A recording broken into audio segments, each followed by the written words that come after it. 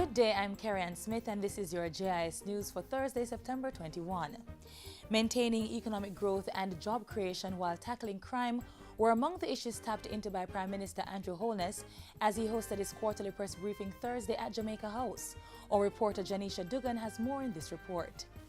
The primary surplus balance is at $86.8 billion, $23.9 billion more than the budgeted target. The tax revenue is at $54.5 billion compared to $51.2 billion budgeted. Prime Minister Andrew Holness revealing positive growth signs in the Jamaican economy.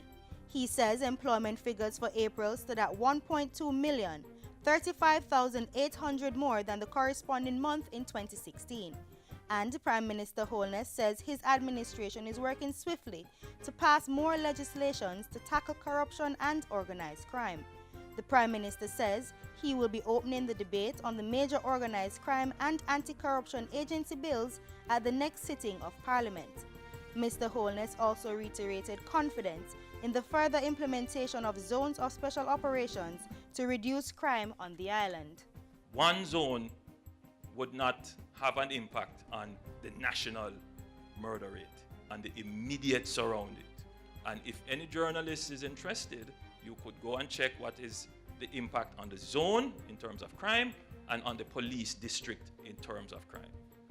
As the zone is rolled out in terms of fulfilling its 60 days and then reassessed, you could at the end of the year extrapolate whether or not the reduction in that zone had an impact on the national outturn at the end of the year. But when we bring down our murder rate, it will be sustained and it will be for the benefit of all Jamaicans. Reporting for JIS News, I'm Janisha Dugan. The Money Musk Sugar Factory in Clarendon will remain open for the 2017-2018 sugar crop. Agriculture Minister Carl Samuda made the announcement Wednesday, saying the decision was taken following discussions with operators Pan-Caribbean Sugar Company. Pan-Caribbean will return some 25,000 acres of leased land located at Bernard Lodge and Moneymus to the government of Jamaica. That gives effect to our control of that land to go in search of new investors, to develop an amount sufficient to make the production of cane at Moneymus viable. Minister Samuda says in addition to Pan-Caribbean's brown sugar quota, the company will be allowed to import and distribute refined sugar. Still on sugar, Minister Samuda says changes have been made to the regime for the importation of refined sugar for the retail trade. This, he says, is in an effort to stop the leakage of refined sugar imported by manufacturers into the country. Going forward, the granting of permits to import refined sugar for the retail trade, not for the manufacturing sector, for the retail trade, will be restricted to approved marketing agents or other entities as determined by the minister. Minister Samuda is also reminding persons that they may be fined up to $3 million and their goods seized if the sugar they sell is not properly labeled. No retail sugar must be sold in a package other than what's prescribed by amendments under the Bureau of Standard Regulations that govern the sale of sugar. Justice Minister Delroy Chuck has marked February 2018 for the acquisition of additional space for the Court of Appeal.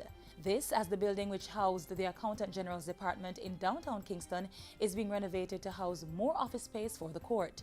Minister Chuck says the work should start in a matter of weeks. The minister says the additional space will ease the backlog in the High Court and allow for the appointment of additional judges. I am working on the basis that the contractors will start the work and finish up at least the office space for the judges by February next year. But the 3 courts may well not operate before May or June of next year. And finally, Cabinet is now reviewing a new policy and strategic action plan for national infant and young child feeding. Health Minister Dr. Christopher Tufton says the policy and action plan will better inform healthcare professionals and parents of the proper nutritional habits to be developed in children. Dr. Tufton adds that aspects of the policy and plan have already been implemented. With the support of the government and non-government partners, several interventions have been implemented which resulted in significant improvements. These include training programs for healthcare workers, public education campaigns, and community-level interventions such as support groups for mothers. It is the aim of this ministry to continue these interventions along with others in pursuit of the agreed targets. Minister Tufton was speaking Tuesday at the launch of the two-day National Breastfeeding Conference. Held under the theme Sustaining Breastfeeding Together, the conference forms part of National Breastfeeding Week from September 17 to 23. And that's it for JIS News Today. I'm Carrie Ann Smith. Thanks for watching.